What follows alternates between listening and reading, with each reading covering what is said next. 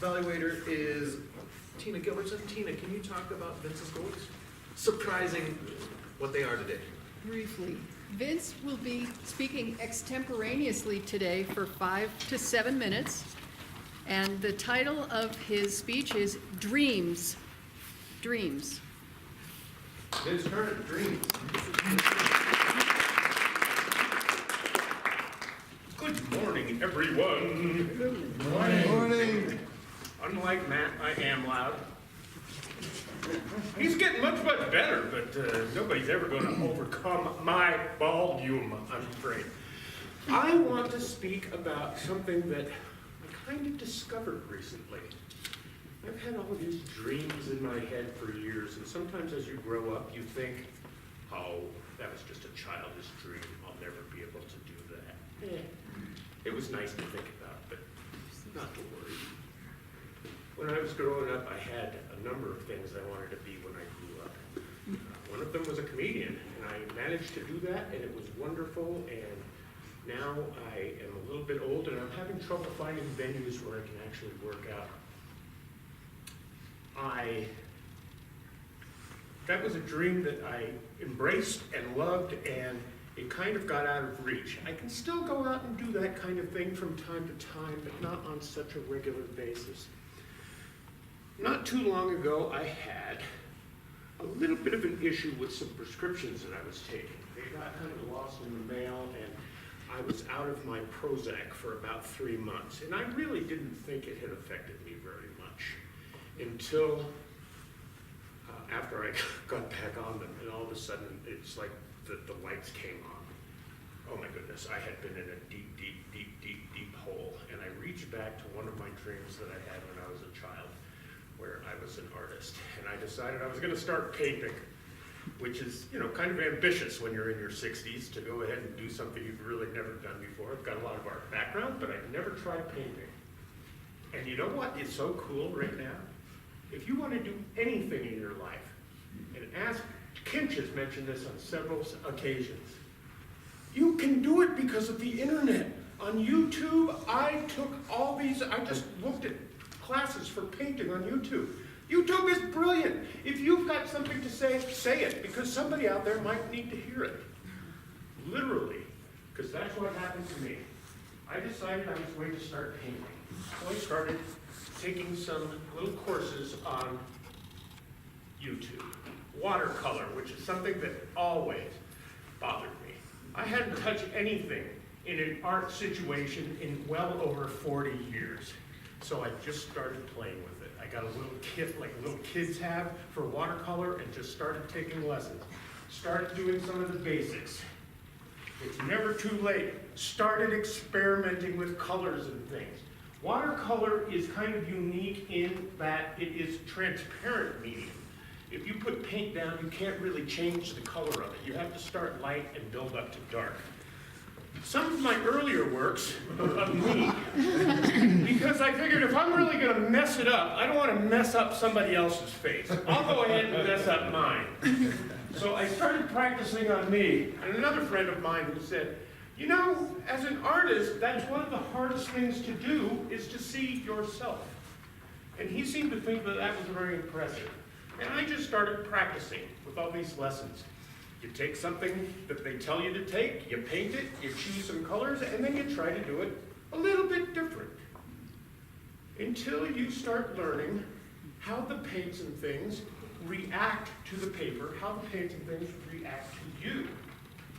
And that's another thing. When I was growing up, I've never played video games because if I'm not good at something right away, that didn't happen with this. I started getting really ambitious really quickly. Before I knew what I was doing, I started trying to paint pictures that I took on our vacation last year in Mexico. A little ambitious for somebody who's actually been painting for literally a week at this point. I mean, literally. And you know, it didn't really turn out that badly. But I continued to be enraptured by it. And I made a lot and lots and lots of mistakes. There's a picture of my boy who is the chief of security at our house. He usually sits by the window and makes sure the mailman doesn't come and steal our stuff. And so I started practicing doing him. I didn't really have the skill set yet, but I kept working on it. I kept working on it over and over again. Kept working on it. You can see these are kind of, oh look, wouldn't that look cute if you were 6 years old and it was on the refrigerator? Yeah, it would. Experimenting, did a nice photo, like painting of my wife. I'm trying with all kinds of other fun techniques, wet on wet, which is another thing. Watercolor is such an amazing medium because it changes. It's always changing. It's always going up and down and up and down. A picture I took over at the seminary over there by, on Steel Street. But anyway, just interesting experiments. Let's just get to the good stuff later on. Architectural, Charlie, where are you? Look at that, architectural stuff. Union Station, I don't know if you recognize it. Here's a homeless guy downtown sitting in the mall. Like I said, I got really ambitious. I think I got a little over my head. But as Dawn said in her speech too, be your best. Trying to be your best is the best you can do. But sometimes you don't know what your best is yet until you get out there and stretch a little bit. Try a little bit harder. Push yourself a little farther than you thought you'd be able to go. Like, for example, I've got this weird picture that I took. It's making my photography better, too, because I've got a better eye. When I take pictures looking at them as if I'm going to paint them. There's a picture of railroad tracks down in Rhino. Okay, well, anyway. So then I got to the point where I decided, well, I really like my animals, and other people like their animals, so I started requesting for people to send me some pictures. Oh, Biggles? Biggles sitting with his buddy, the guy that owned the laundromat down by our house. We call him the boss. The boss always loved Biggles. You boy, you good. That's what he tells us. And so, I started doing some animal pictures, just for friends, because of my love for the art, and my love for animals, and my love for my friends. There's Sport, Nancy's kitty. Yeah. This is my wife's friend's kitty, Bosco. There's a friend's German Shepherd. There's a friend, Chihuahua, wah, wah, wah. This is another, kind of like the old dog I used to have, another Charlie Brown Christmas tree type of dog. He was actually kind of a dwarf, but some friends of mine had him, and he just died. So they wanted a nice picture of him. But the point I'm trying to make is your dreams are always there, no matter what happens. You can still reach out and get them. It doesn't matter if you've woken up. It doesn't matter if you're going to sleep again.